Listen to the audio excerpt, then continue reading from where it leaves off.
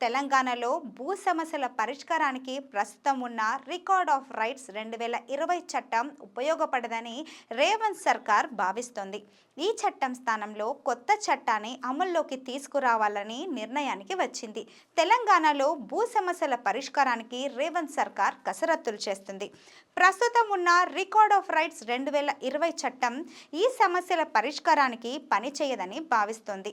ROR చట్టాన్ని మొత్తానికే మార్చేయాలని ఓ నిర్ణయానికి వచ్చింది. అయితే ఈ పాత చట్టం స్థానంలో కొత్త చట్టాన్ని తీసుకొచ్చేందుకు ముందడుగులు వేస్తోంది.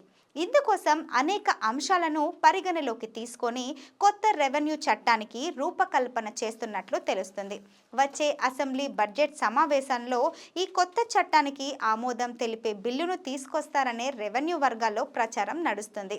బీఆర్ఎస్ ప్రభుత్వం అధికారంలో ఉన్నప్పుడు ధరణి పోర్టల్ను తీసుకొచ్చిన సంగతి తెలిసిందే. అయితే దాన్ని అమల్లోకి తీసుకొస్తున్నప్పుడు అంతకుముందున్న పాత చట్టం స్థానంలో ఆర్ఓఆర్ 2020 చట్టాన్ని అమల్లోకి తీసుకొచ్చారు.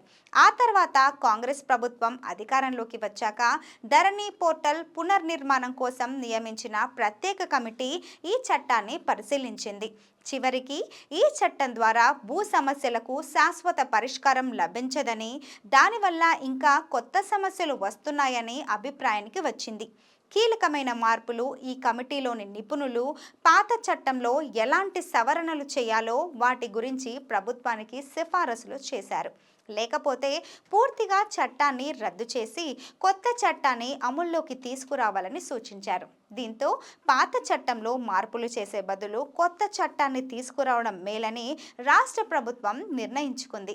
ఈ క్రమంలోనే పాత చట్టంలోని పలు అంశాలను పరిగణలోకి తీసుకొని అవసరమైన కీలక మార్పులు చేస్తూ రికార్డ్ ఆఫ్ రైట్స్ 2024 చట్టాన్ని రూపొందించేలా అధికారులు కసరత్తులు చేస్తున్నారు. ఈ ముసాయిదా చట్టంలో న్యాయపరంగా అభిప్రాయాలను తీసుకొని రాష్ట్ర కేబినెట్ ఆమోదిస్తారు. ఆ తర్వాత జూలైలో జరగనున్న బడ్జెట్ సమావేశాల్లో దీనికి ఆమోదం పొందేలా చర్యలు తీసుకున్నట్లు తెలుస్తుంది. ప్రస్తుతం రాష్ట్రంలో అమలవుతున్న ఆర్ఓఆర్ చట్టంలో ఎలాంటి మార్పులు జరుగుతాయనే దానిపై ఆసక్తి నెలకొంది.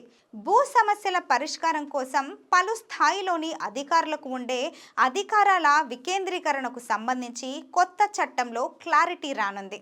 అయితే కలెక్టర్లు, ఆర్డీఓలు, తహసీల్దార్లకు ఎలాంటి అధికారాలు ఇవ్వాలి, ఆయా స్థాయిలో ఉన్న అధికారులు ఎలాంటి వాటికి బాధ్యత వహిస్తారనే దానిపై స్పష్టత రానుంది.